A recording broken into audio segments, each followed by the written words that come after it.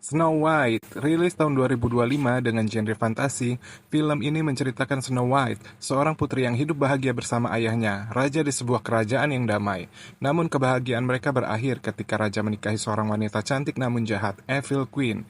Setelah kematian misterius raja, Evil Queen mengambil alih kerajaan dan memperlakukan Snow White dengan kejam.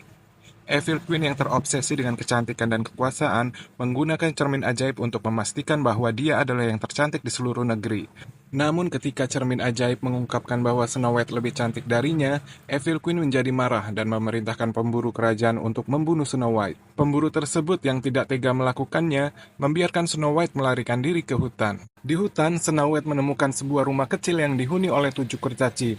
Para kurcaci menerima Snow White dengan tangan terbuka dan melindunginya dari bahaya. Sementara itu, Evil Queen yang mengetahui bahwa Snow White masih hidup dan menyamar sebagai seorang nenek tua untuk memberinya apel beracun.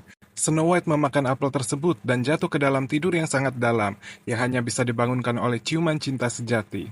Hingga akhirnya Pangeran Jonathan yang telah jatuh cinta pada Snow White sejak pertama kali melihatnya, menemukan Snow White dan menciumnya serta membangunkan dari tidur panjangnya. Dengan bantuan Pangeran Jonathan dan para kurcaci, Snow White berusaha mengalahkan Evil Queen dan merebut kembali kerajaannya.